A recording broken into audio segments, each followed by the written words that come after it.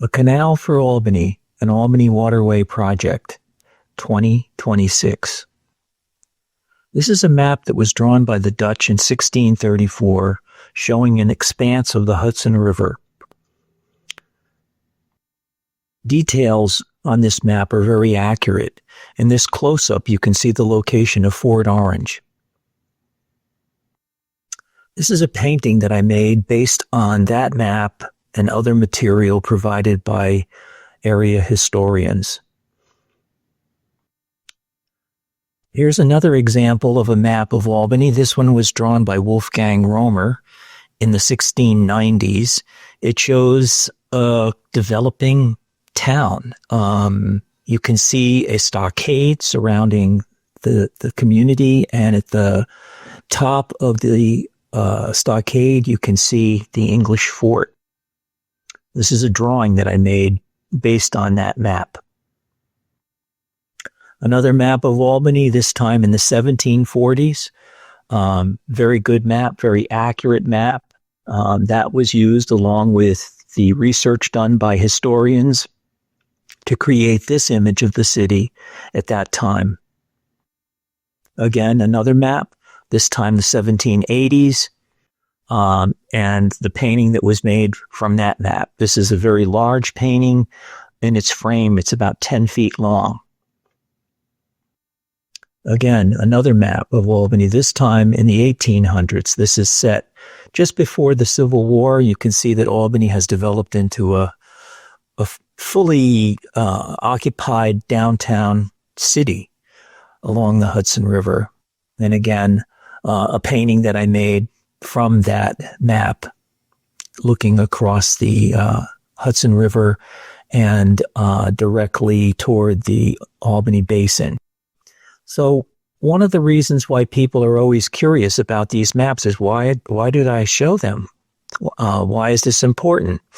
Well, over my 40-year career of painting historical subjects and coming back to this area so many different times, I noticed a feature that was present in all of those time periods.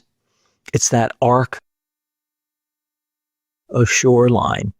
The Hudson River was substantially wider at Albany than it is today. What's happened in recent times is that the river was filled in.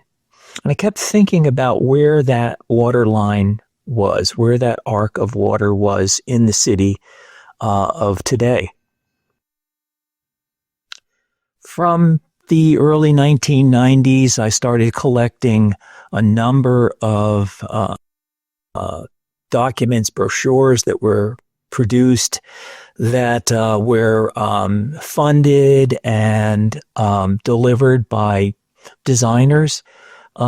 Each one an effort to improve life in downtown Albany. Some of them were quite modest. Some of them just involved trees and sidewalks and benches, and others were much more elaborate, planning whole new downtown development areas on elaborate structures that would take the city back out to the edges of the Hudson River. They all had one thing in common. None of them actually were very effective in slowing down the decline of the capital of New York. So I was thinking, instead of going through all that effort to try to bring the city back out to the river, what would happen if you brought the river back into the city where it once was? And that led to this idea that you could come in from the river at the north end near where Central Warehouse is located, easily pass under the highway 787, and then continue on a canal down Broadway, exiting at the south end, and again, easily getting under the highway 787. I mentioned this a number of times to a number of different people, and eventually it was picked up by the newspaper. It made headlines in Albany. This is 1996. It attracted the attention of the governor. It attracted the attention of the mayor. I was provided with a stipend and asked if I could put this idea down more concisely on paper. And to that end, I engaged a few of my friends, professionals. Pat Mahoney, who was a partner at Smith and Mahoney, was Albany's civil engineer. Bruce Heiser had been doing landscape design for Albany for a number of years, and Tiag Thagarian, who worked with Pat Mahoney as a city planner. And the four of us put our heads together, and we came up with a plan. And in our plan, we had made we needed to satisfy a couple of requirements: that you don't disturb the highway, you don't disturb any of the ramps of the highway, and you don't tear any buildings down.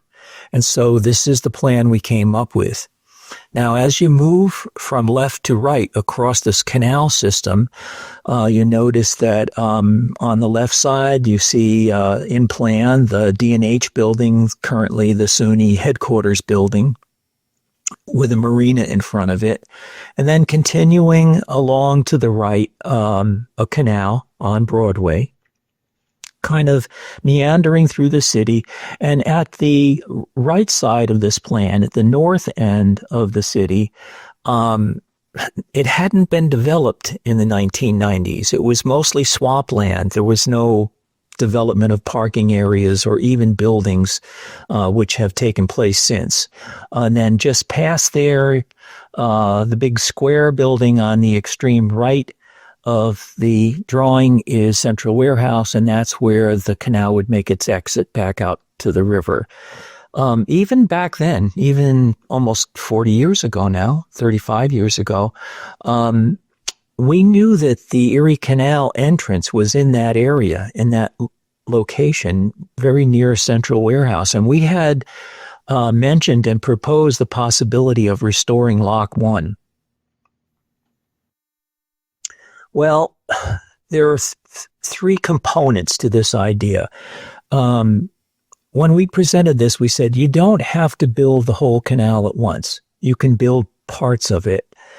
This is an option that shows the development at the south end, the area in and around the SUNY Plaza headquarters building. And this is approaching the project just focusing on the north end, the area where Lock 1 of the Erie Canal was located. So, in taking a hard look at that area, first of all, I think you need to understand what the lumber district was.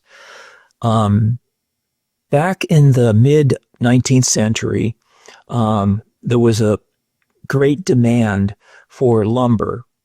And in New York State, that lumber was coming from the Adirondacks. It was a notorious time period for clear-cutting the Adirondacks. It caused incredible devastation of the forests there. That wood was being brought down to Albany, mostly by rafting, and then milled and processed by a number of lumber yards. So here you see the lumber district of the city. All those vertical lines that are highlighted are slips, and each one of them is servicing a lumber yard. That lumber district would then provide the material that would be loaded on barges, processed through a waylock, and then taken out to the Hudson River to be towed to its destination, whether it was Kingston or Poughkeepsie or Newburgh or ultimately Manhattan, where most of the lumber was going. This is a close-up of that map.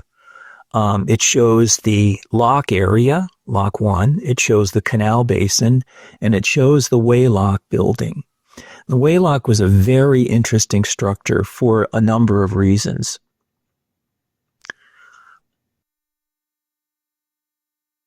This is what Lock 1 looked like.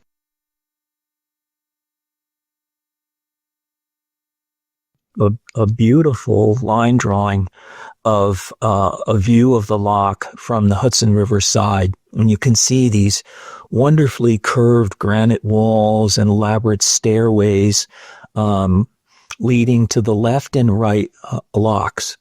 The original Erie Canal only had one lock at Albany, and it was eventually enlarged in the 1840s so that it could accommodate more vessels more efficiently by constructing a dual lock system. This is a view of the area where the lock was located. On the left side of the image, you can see the Central Warehouse building. At the bottom of the picture is the Hudson River. This is a digital map showing that same area. This time, the river is at the top of the picture. You can see the big cube-shaped building, that's Central Warehouse. So the idea of a way of developing this site would first involve the demolition of the Central Warehouse building, the acquisition and relocation of a small print shop, and then with that relocated, reconstructing Lock 1 and the Canal Basin and an area that could service the Waylock building. The Waylock building was as I mentioned earlier, it was a beautiful structure. Greek Revival in design, very elaborately designed. It had arcades. It was made out of brick and stone. These are drawings that were done by architect Mike Roth for the Waterway project and show the elevation, perspective, and plan of the Waylock building and the sketch of the site surrounding it, how it might be developed if that area was undertaken.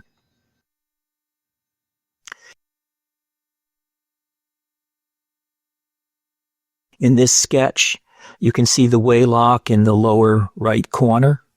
Alongside the Waylock to the left in the kind of center bottom is an amphitheater with seating for all kinds of outdoor events that would look down on the Canal Basin, and then proposals for apartments and office buildings that might be built in and around that site. This is a sketch from the opposite point of view. In this sketch, you can see the Waylock building in the upper right corner. You can see the restored Lock 1, in the lower left corner, again with a development of various use buildings in and around that site with the focus on the Canal Basin. This is a digital model that I made that shows what the Waylock probably look like. On the right-hand side is a period drawing of that structure. You can see that in the rendition of it that there was a lock and a channel that passed through the building. The way that structure worked was a barge would be brought into that chamber. The gates would be closed on either side of it. The water would be drained out. The vessel would settle on a scale. They would weigh the vessel empty and then reflood the chamber, open the gates. The barge would go off to be loaded with lumber, then brought back and weighed when it was fully loaded. And that's what determined the fee that would be charged, also taking into account its destination, whether it might be Utica, Rochester, Buffalo, or one of those cities along the way.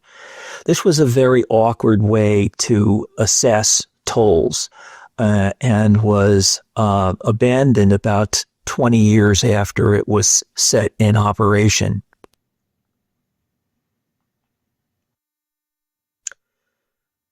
One of the major developments that occurred in 2025 for the Waterway was that we were provided with $85,000 in award money to be used to determine the cost and feasibility of building something at the Lock 1 area and another water feature at the SUNY Plaza location. To this end, we engaged the services of Clough Harbor Associates, and they worked on the cost and feasibility of both of those proposals. This is a plan that they made that they felt was entirely feasible for the Lock 1 area. And the way they broke the cost down on this site was in two sections. First was what it would cost to connect the feature to the Hudson River, a cost of $57 million to restore the lock, which we believe is pretty much intact, buried under the street, bring the water from the river to it, and then to construct a marina. The cost of the marina would be approximately $67 million and accommodate about 80 vessels. A contingency was put in of $87 million, making this project approximately $211 million in total to construct. Parcels would have to be acquired. That fee was not added into that cost, that $211 million cost, but an approximate estimate might be in the $6 to $8 million range of additional cost.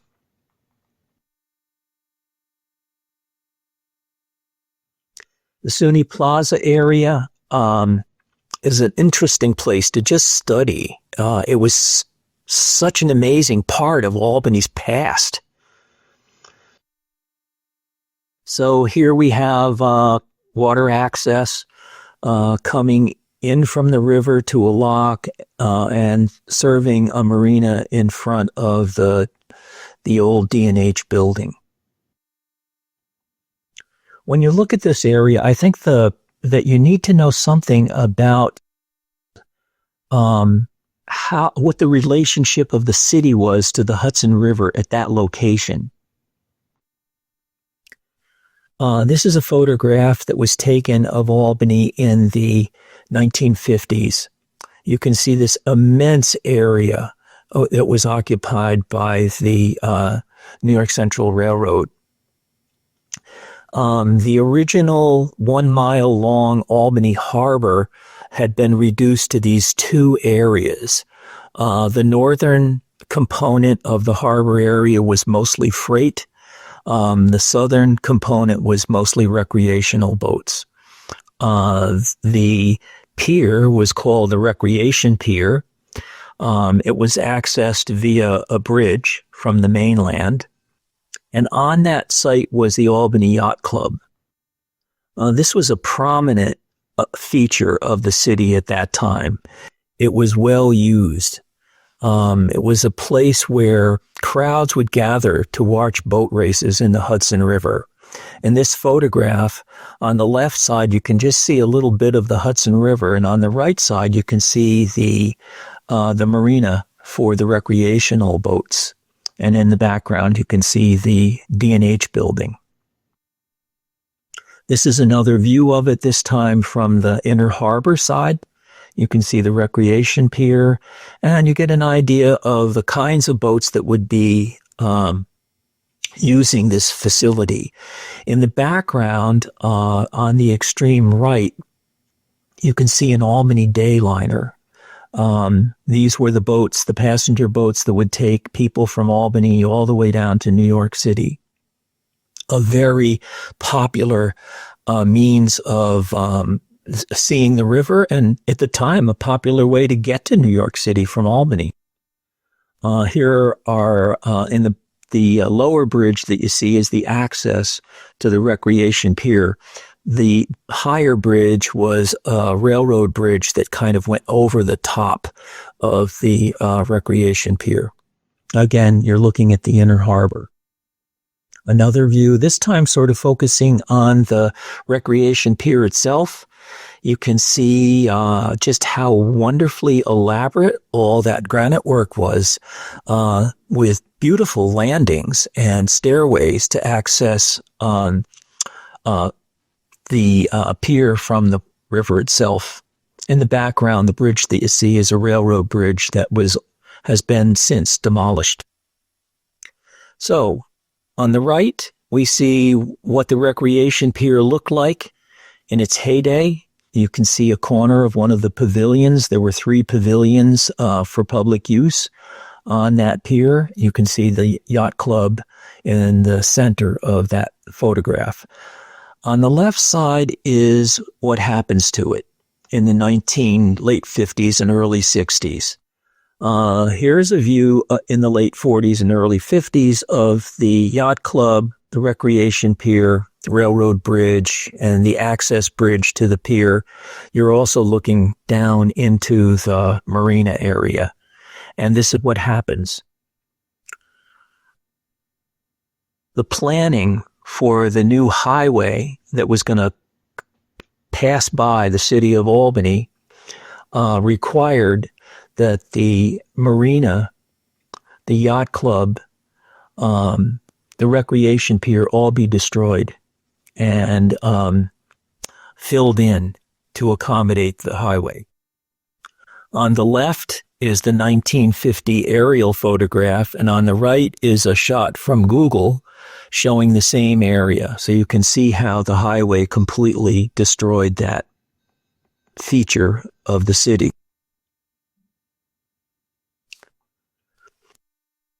When you look closely, you can see that a little piece of the recreation pier survived. You can see it in this image. The yacht club itself is gone. The structures that you see on that corner of the remnant of the pier is a pumping station supplying water to the Empire State Plaza.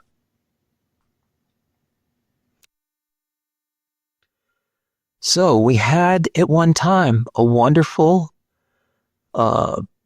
recreational marina. And the idea of the Albany Waterway is to recreate a space like that on the city side of the D&H building. This would accommodate about the same number of vessels and bring back to the city something that it had. How would that change Albany? Well, it would change Albany dramatically. This would be using the plans that Clough Harbor came up with for a feasible construction of a marina at the SUNY Plaza area. This is the way it looks today. This is Broadway today. In their plan, there would still be traffic on Broadway. It would be limited. And that would allow for the development of a marina in front of the old D&H building. Here we have a view as if we are sitting at a table with our backs to the SUNY building, looking across the marina at downtown Albany.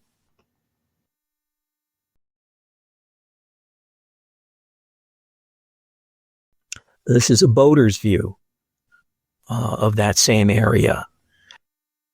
And this is an accommodation that would have to be made because one part of that water feature would have to be quite shallow. So that would be a reflecting pool with fountains. And this is a view that, would be experienced by visitors to the city.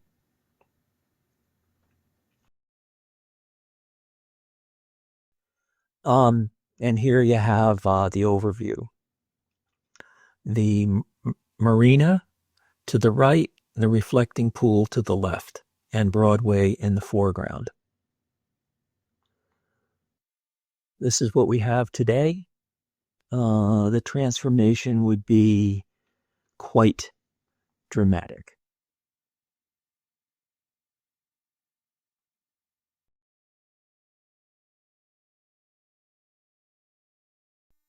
So, could you build it? How much would it cost? And these are questions that have been coming up for the last, well, since this idea was first proposed 35 years ago. Clough Harbor studied it, came up with the idea that you could build the connection to the Hudson River for $55 million, that you could build the marina for $42 million. They put a contingency of $54 million in their proposal and came up with a total of $151 million to build this part of the Albany Waterway. So, if you built the north end and the south end, the total would be $362 million. Now, comparing costs is kind of, I think we'll put this in more perspective. A needed improvement for the railroad to cross the Hudson River is the Livingston Avenue Bridge project, which was estimated to be $635 million. The $635 million investment in the railroad provides improved transportation, but doesn't really add anything to the potential growth or development of tourism for the city of Albany, where the $362 million investment in the waterway would absolutely do that. We know this because of the success of canals in other parts of the United States.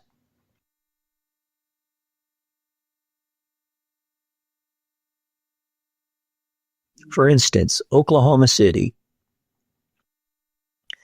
Oklahoma City has a river, the Oklahoma River, and they constructed, back in the 1990s, a 1 mile long canal leading to downtown from their river.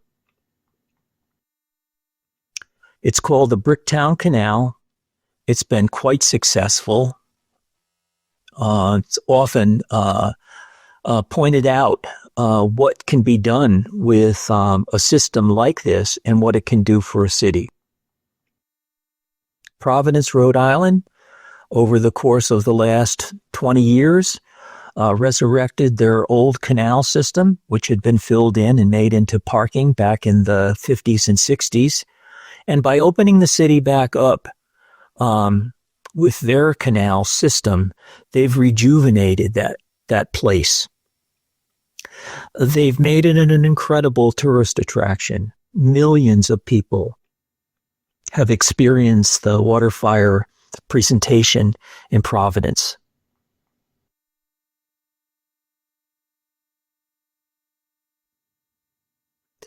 Ottawa, in Canada, the Rideau Canal, moving through the capital city.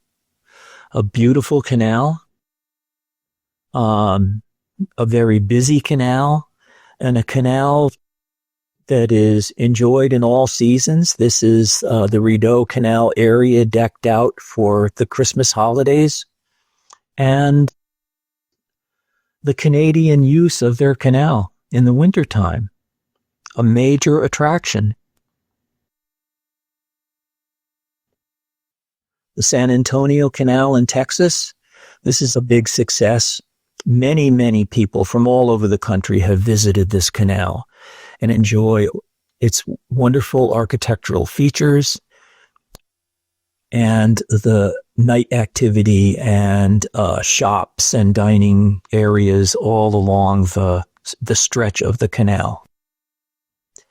The San Antonio Canal has now become more popular in San Antonio than the Alamo.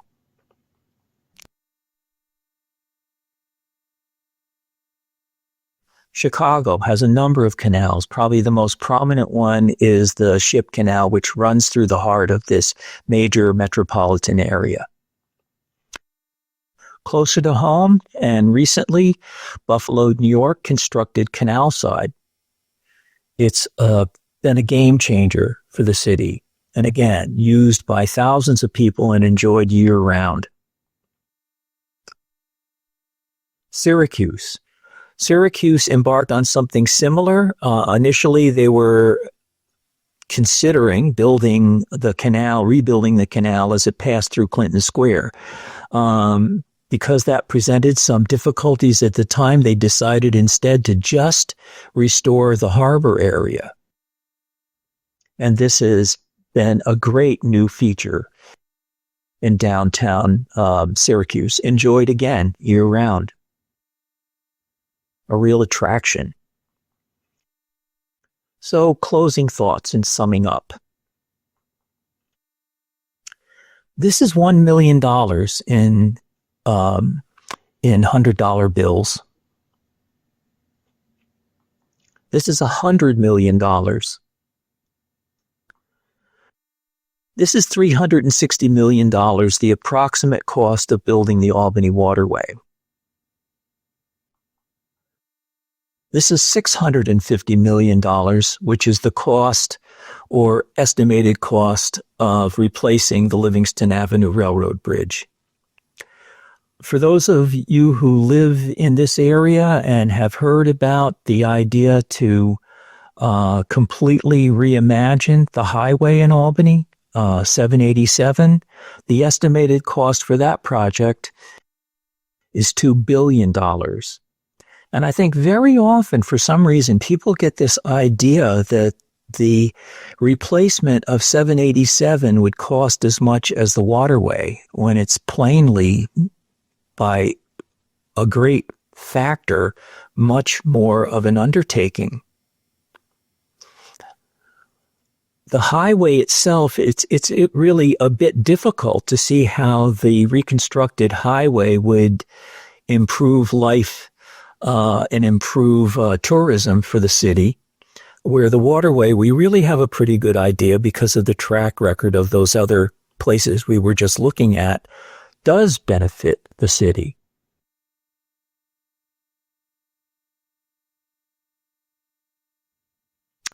Well, this is a great example of how that could possibly happen for Albany. This is Oklahoma City again, the Bricktown Canal, which we talked about, the 1 mile canal from the Oklahoma River into downtown. That project cost $24 million to build in 1999. The funding for that project was raised by increasing the sales tax by 1 cent. And it didn't take them that long to get the $24 million to build it. In 2023, the city determined that they would like to find out how this Bricktown Canal benefits the area per year. So they hired a company to assess its economic impact. $1.4 billion of increased economic benefit per year. So here you see the $24 million expenditure, and here and alongside of it, what it's generated. This attracted national news. It's become a model for ideas of this type. So we have here in Albany an opportunity to do something pretty much like it with the restoration of the Lock 1 area, the redesign and implementation of an inner harbor at the SUNY Plaza site, and my dream from all those years ago to connect the two with a canal.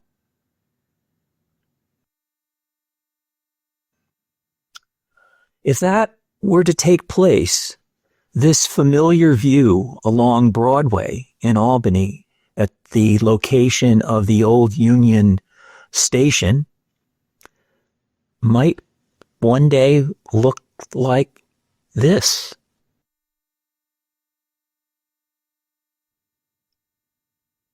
A completely different way to experience Albany.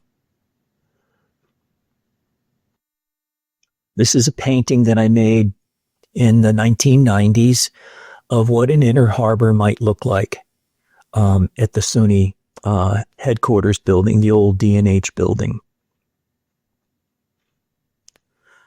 I'm hoping that at some point in Albany's future, we reconnect with the Hudson River along these lines.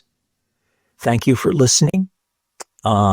If you want to know a bit more about our project, go online and take a look at the Albany Waterway site.